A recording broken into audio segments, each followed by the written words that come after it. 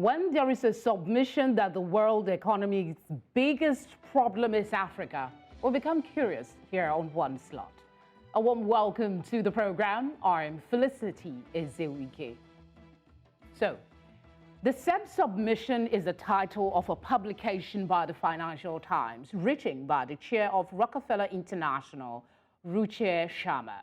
According to Sharma's research, over the past 5 years, only 3 of the 54 African economies have grown at an annual rate of more than 6%, Ethiopia, Benin, and Rwanda. That is down from 12% in the 2010s. Not a single African economy, according to him, has seen a transformative gain in average per capita income, and half have seen a decline, including 3 of the continent's 5 largest countries: Nigeria, South Africa, and Algeria. While Africa may have the youngest population, Sharma submits that the continent is only adding workers and not increasing output per worker. This is worrisome for him because of the projected 2 billion increase in the world's working age population over the next 3 decades. 80% will be coming of age in Africa. This means, in effect, that the continent is the last best hope for him economic miracles. He also says, but if it cannot deliver, global growth will continue to slide. Let's explore his submissions. Can Africa better shape the world economy's narrative? Be its miracle rather than its biggest problem, or did Sharma go a little overboard with his submissions? I have 2 guests. For the first half, we have Olusegun Onigbinde. He is the Director, Budget Foundation, joining us from Lagos, Nigeria. And for the second half, you will see him then, is Trevor Lure, Research Analyst, Development Reimagined. He will be joining from Kampala, Uganda. Let's start with Mr. Olusegun Onigbinde, Director, Budget Foundation. Olusegun, thank you very much for joining us on One Slot. It's a pleasure being here today. I hope you can hear me so well. Yeah. Yes, I can hear you very well. Let's begin by getting your perception, your review of the submission given by Sharma as regards Africa being the problem of the world's economy. Yeah, to be honest with you, so when you look at Africa, the current state of its economy, it's challenging. Africa contributes less than 5% to the global economy. Africa's rate growth has been around 2 to 3% in the last few years. GDP per capita has been sinking. And also, if you look at its frontline economies like Nigeria, Ethiopia, Kenya, Ghana, Morocco, Algeria, South Africa, they have not found easy fortunes in recent years. It speaks to something. Africa is not. Africa is also so heavily influenced also by the current global macroeconomic situation. Let's not lie to ourselves. From COVID to the current state of inflation and the U.S. Fed policies, it means that Africa also is not immune from those crises. There's been a lot of significant currency outflows. Foreign direct investment have stalled. A whole lot of migration has happened, especially to countries like the United Kingdom that's eased its entry of citizens. So there is a challenge in there. To say, if you look at things in the long span, after we've had a rise in Africa, it looks like post-COVID, things have significantly slowed down, and African economies continue to face a lot of pressure. And it's just unfortunate that countries like Nigeria and Angola that should have used the current commodity boom to accelerate their economies have not been able to drive production at the level as it should be. It's not news that Angola has decided to opt out of the Organization of Petroleum Export Countries, OPEC, just because it wants to shore up its production level beyond what was specified for it. So Africa, it's not in that great place, but there's a whole lot of promise for Africa, I believe, in the long run. The promise is something we always talk about, but he's sounding sort of pessimistic. Do we have what it takes to change his perception, his research. But before we talk about that, I need you to take a look at his the research, the data that's available. Does it truly support his final conclusion that Africa has to double its effort if we need to make progress? It's a fact that Africa is not in the right place and efforts have to grow quickly. And I think it's clear where Africa needs to double its exports.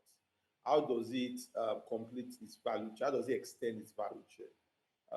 We've flogged these issues that Africa cannot make that leap across as long as it continues to be a primary producer of commodities. So produce crude, produce copper, zinc, cocoa, gold, and then you export it not in the finished form, or you don't make any additive opportunity elements to it.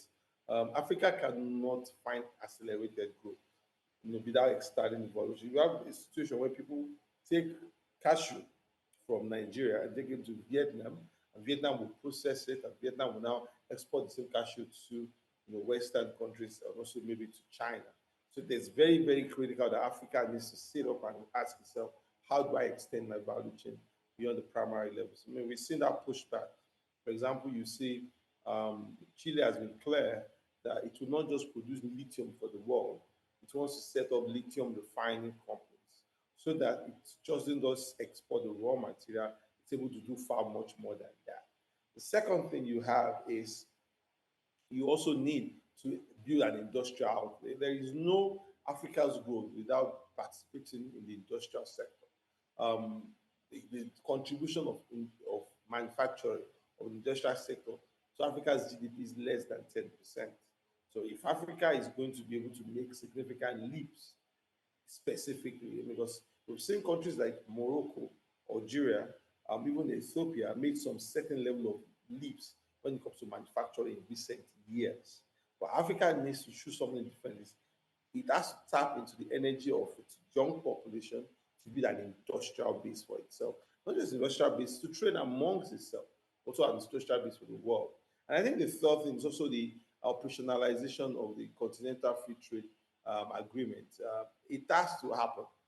Okay, you're making submissions as to the multiplicity of things that needs to get done for the continent to move the needle. Yes, we'll explore that in the course of the conversation. I hope we have enough time.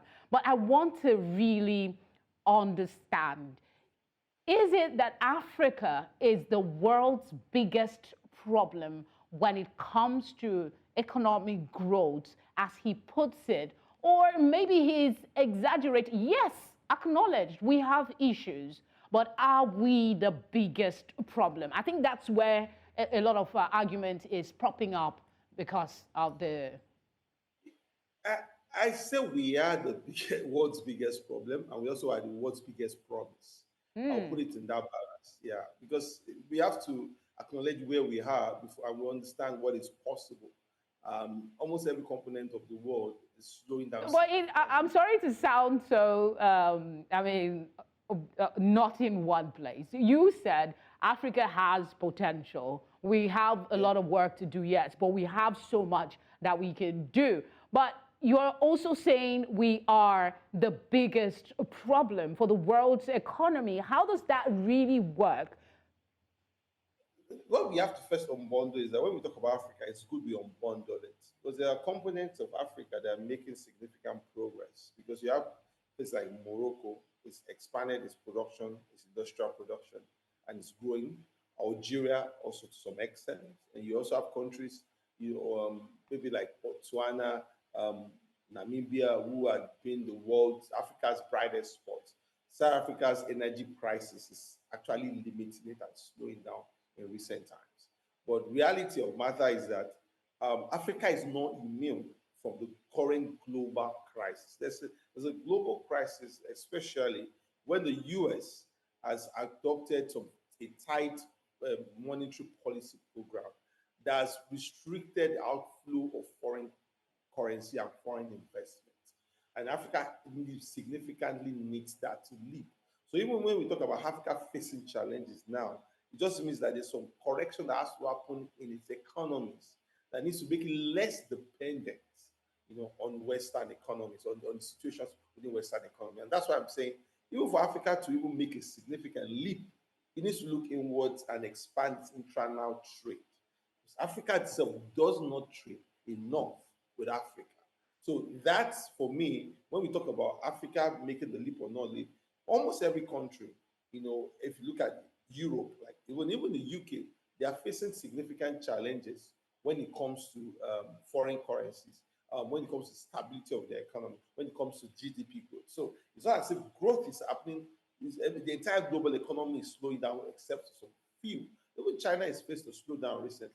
But what's most important is that how does Africa also build its inherent capacity to be able to participate much more in the global economy and also participate and also trade much more within itself. So I think that's where I believe the problem significantly right now. So if we look at us, I mean, Africa and South Asia were the two regions of the world that looked like were the laggards in the global economic system. I mean, especially when you break it down to sub-Saharan Africa, they are the two laggards of the global economic system. And I think the South Asia has found some form of promise by the contagion effect of China, Vietnam, and they're beginning to see some level of promise, especially in the industrial and the production outlay and the reduction of poverty. Where Africa needs to step up is to close that gap significantly, because people will look at Africa like, it's like the analysis said, you look at the productivity of Africa per hour and you see that it's still the lowest in the world. So something has to change around Africa generating opportunities and expanding its private outlay. Yeah, I actually have a specific question for the productivity, how leaders are actually using workers productively, if there's something that we need to tweak to get it better. But I want to go back to something you talked about, Africa trading among itself. But is Africa's economic growth not intertwined with that of the global economy? I might not be vast with these things, but one cannot operate with the other. If we have to grow, is there something that the global economy, for instance, needs to do in order for Africa to catch up? And how long will this be, really? I think, if you look at economies and you bring them down to the bedrock of the economy, and the current phase we are now, economies are founded on knowledge. And there is no leap for Africa without significant transfer of knowledge or technology. And I made a post recently on my Twitter that one of the economies that Africa should come close to, that should learn a lot from, is Japan, and maybe Germany, industrialized economies that are aging and definitely can take all of that knowledge and put it somewhere else. They also need that capacity to grow. So for me, I feel that Africa needs transfer of knowledge and invest much more into education, this research, because China is not going to open up. China has 1 billion people, 1.4 billion people, and they have an adult population of over 800 million people. They're not going to say we are, and they have around 300 to 500 million people that need to be put to work. So definitely, China is at the manufacturing level at scale. They are Africa and China, they are competitors. So definitely, Africa has a law of learning to say from a country like Japan, which is like a declining country and it's transiting to high-tech industry. And Africa can now learn about manufacturing, low-cost manufacturing from such spaces. Also, agriculture.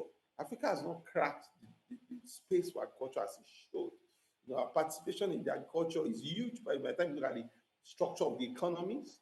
But by the time you look at export generated from agriculture, it's still relatively too low, significantly. So for me, it's something that has to come forward. Africa needs to also look at, because there's a lot of arguments by scholars that it's not just the industrial outlet that Africa needs help on. Africa needs a whole lot of help on expanding its agricultural practices, especially mid to large farmers within that system. So yeah, I think I get where you're coming from when he made the analysis about how strong rulership, strong leadership played a role for East Asia in the 1960s in changing the narrative as to productivity.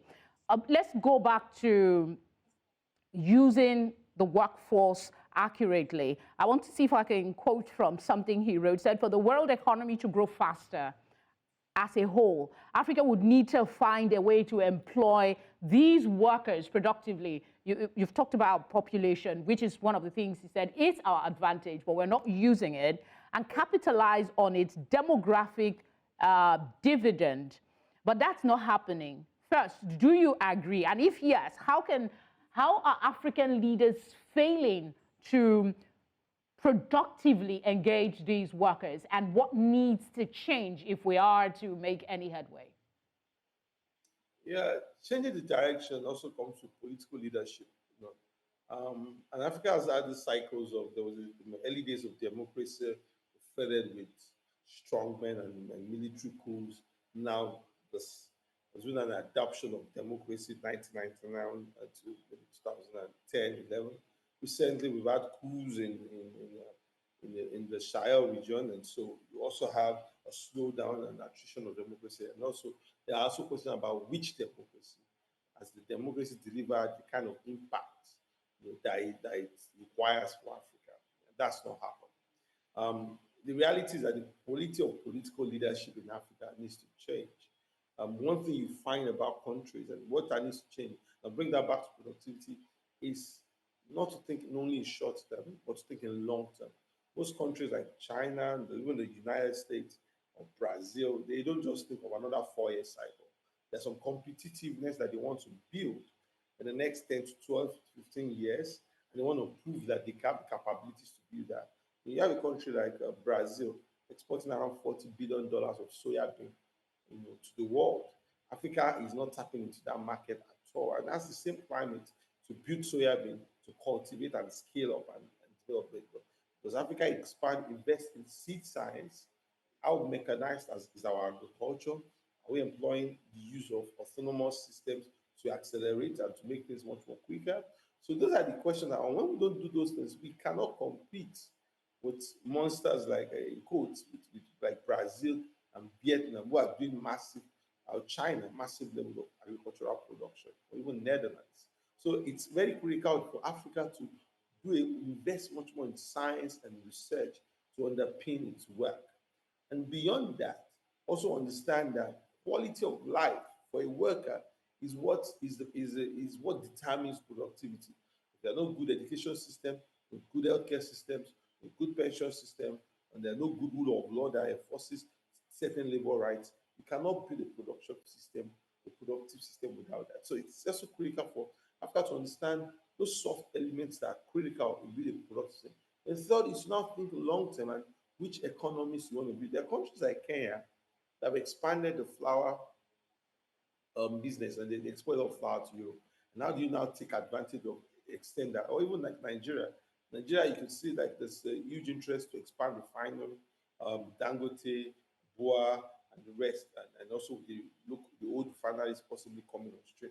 How do we also, because there's much to gain from exporting finished crude products and exporting crude oil in I Africa. honestly wish we have leaders who listen, because some of the things you've said are, I mean, if there is a commitment to doing some of these things, we will really move. It's not for a lack of competence or knowledge, even though we need to improve, but it is the will. It still falls back to our perennial challenge in Africa, and that's leadership.